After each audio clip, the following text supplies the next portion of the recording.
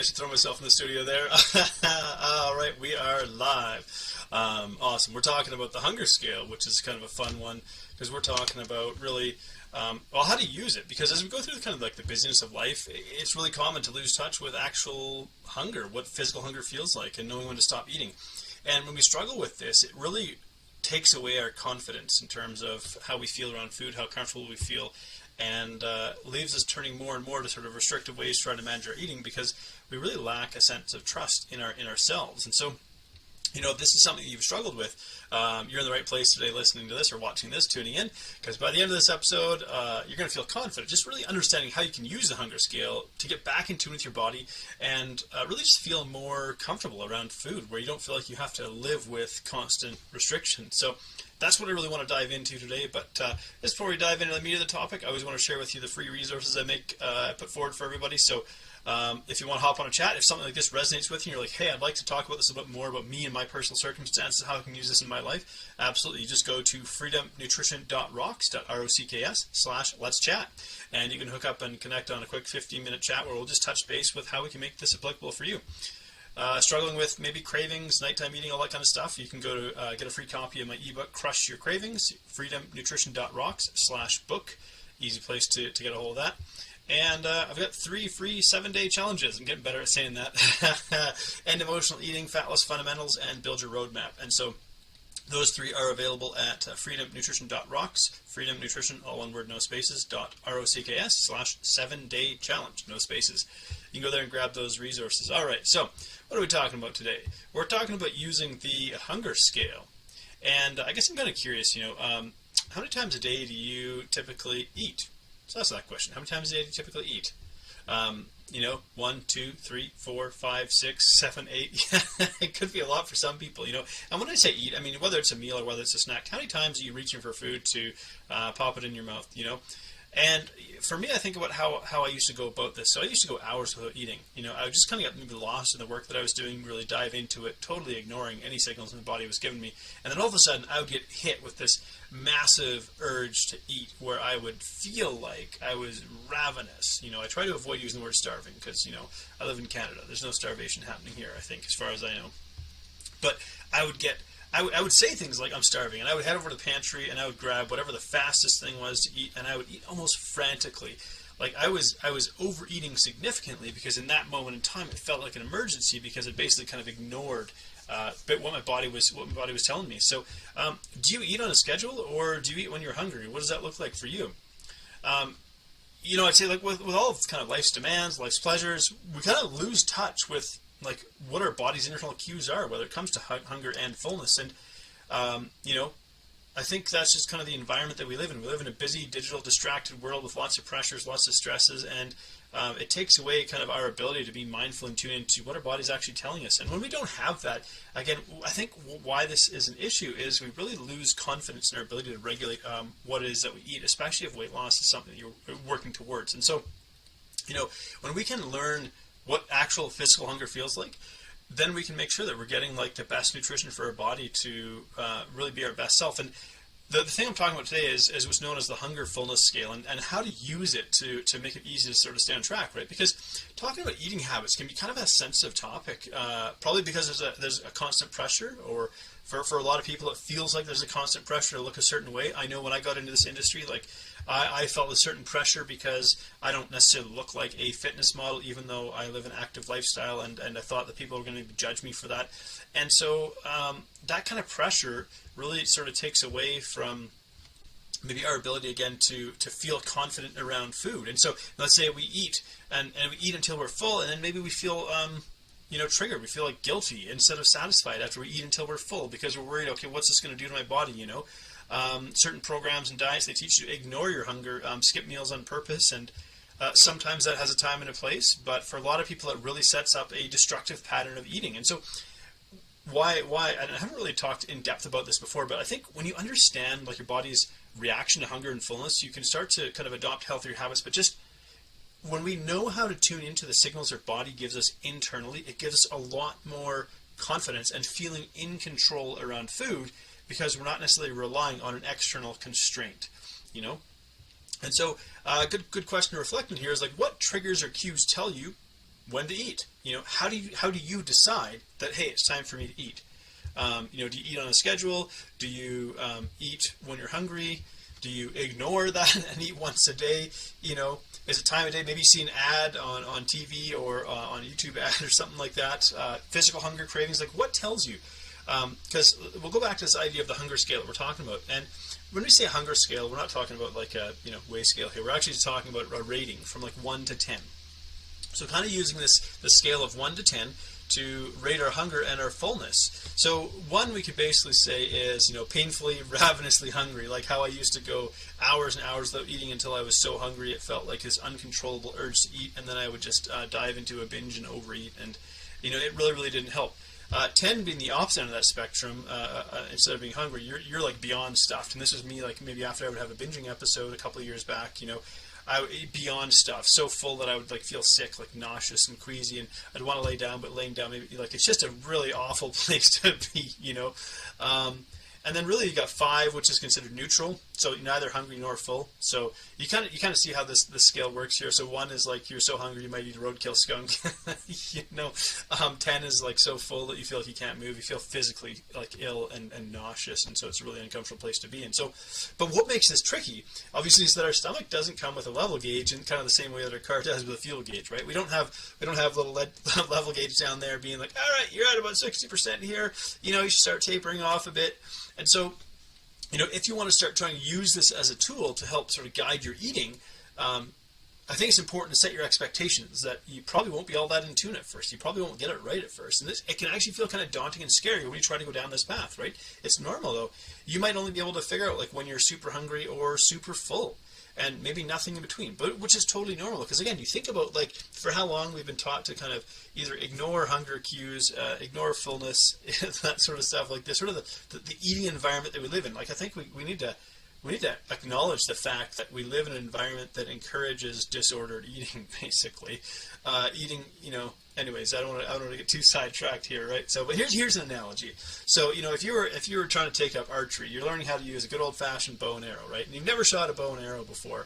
You're probably not going to hit a bullseye, or if you did, it was a total fluke, and you probably couldn't repeat it, But most of the time, you're not even getting close there. You're just happy the arrow is kind of flying in the general direction of the target, hopefully, And so you're probably way off at first. But the more practice you do, the more skilled you get, the closer to the target you start to get, and But you don't go from like missing the target by a mile to hitting a bullseye overnight. You kind of inch towards and get closer and closer. But the cool thing is, with a bit of practice, it gets easier and easier. And so the same thing to think about here is like when it comes to learning how to use the hunger scale as a tool, like it's not something that you're necessarily going to just pick up like that. There's a term out there, intuitive eating, and I think that this is one of the tools that's used in that realm of guiding your way of eating. But really, in a sense, to be intuitive feels like a bit of a challenge because for so long maybe we've been like completely ignoring it, right? So the idea is the more you practice using something like this, like I don't think this is something that people should dive into and try to use 100% of the time,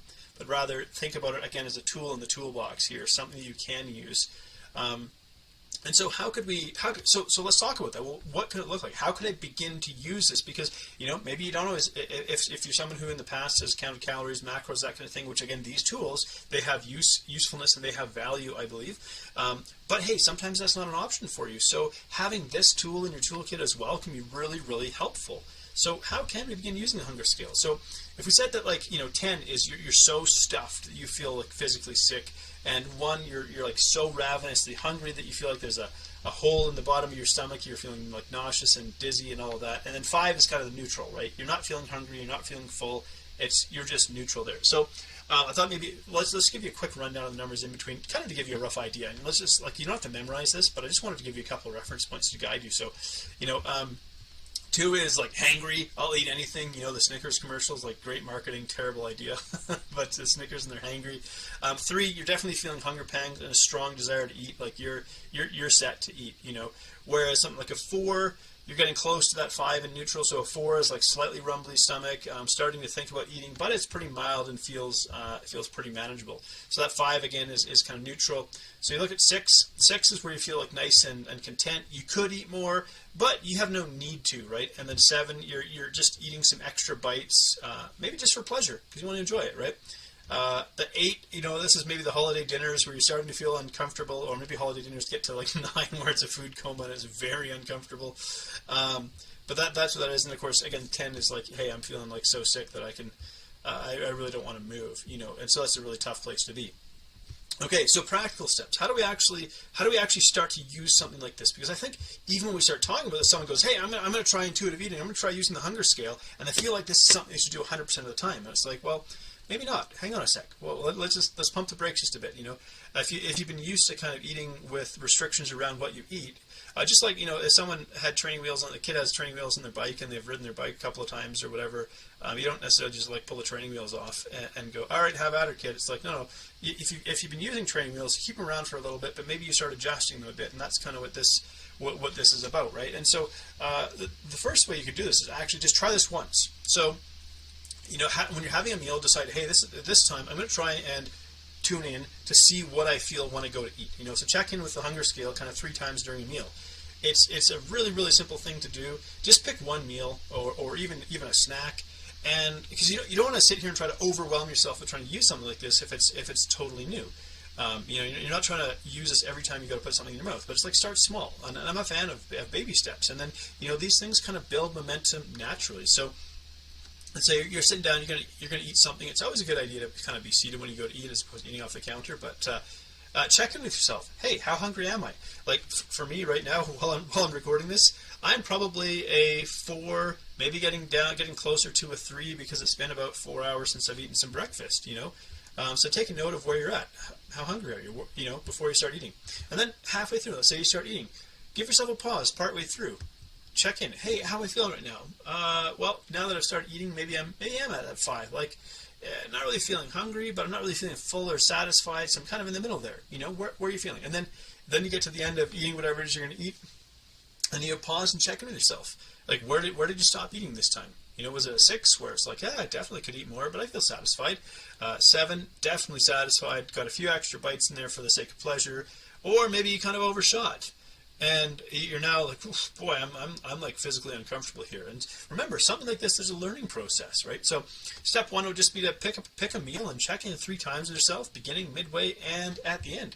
So now if you've taken the time to do that, then what you want to do is you want to grab some lessons from that, right? So this is really, really helpful as well, right? So grab some lessons from it. In other words, take a few minutes and reflect. Okay, I tried using this. How'd this work for me? How was I when I started? Was I overly hungry, not hungry at all? What about the middle? Was I eating on autopilot? Did I notice my hunger change? What about at the end? Did you walk away comfortable? Were you too full? Were you too hungry? Because I think this is probably why people would say something like this doesn't work.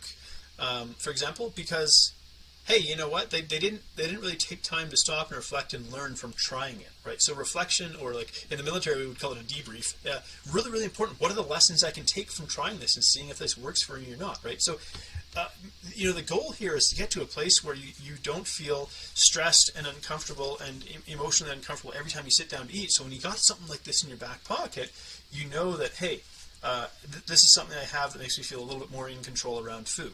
So this is kind of a journey to, could we say, food freedom, where, and it's about learning. And in order to learn, we got to reflect. Hey, I tried this. How'd it work?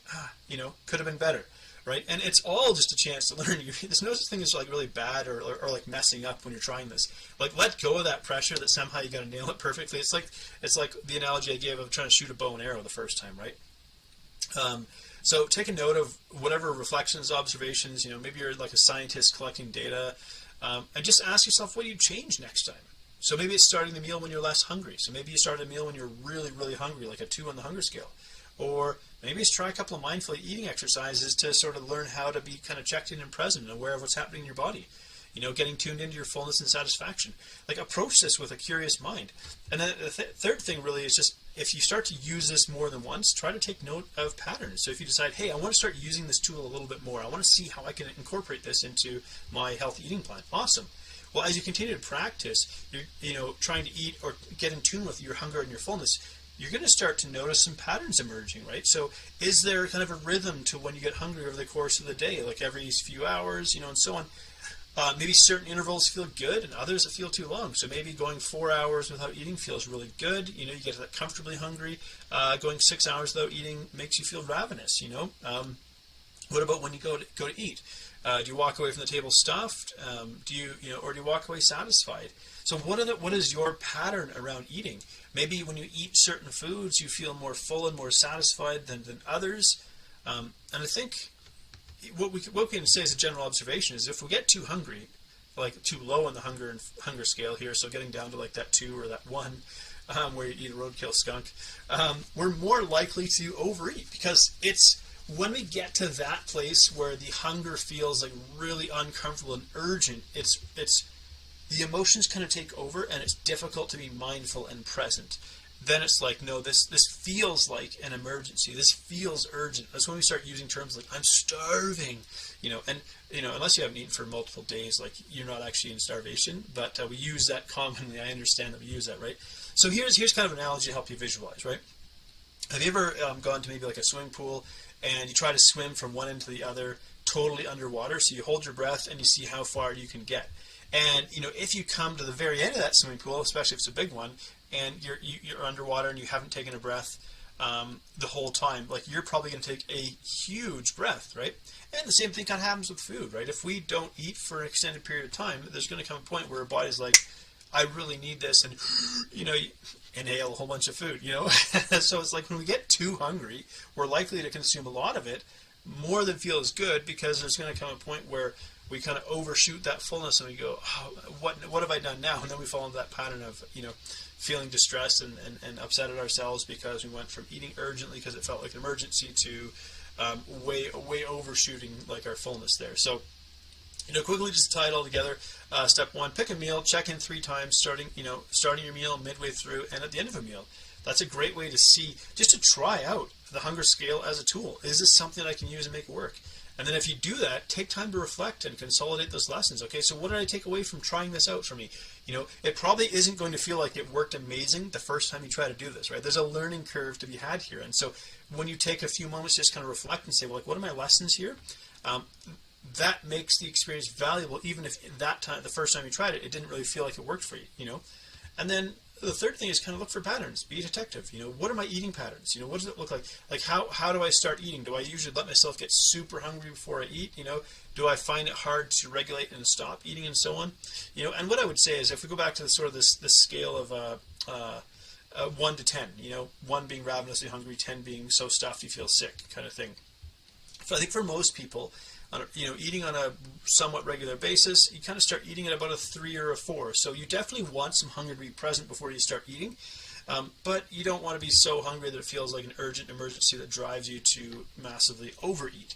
And then kind of finish in that 6 to 8, where, and fullness can be a bit trickier to gauge. Hunger is usually fairly primal, but fullness is really, it can be tough to gauge. And I think this is where maybe slowing down, being present, being mindful when you go to eat can be really helpful as well. So really, so I think like focusing on hunger is probably a better way to start, and finding out where you feel best starting and stopping. It's going to take some experimentation, some trial and error. Like nothing's bad, everything's a learning experience. So hey, overshot, ate a little too much, no biggie. Like it's going to be uncomfortable for a couple hours, but now right?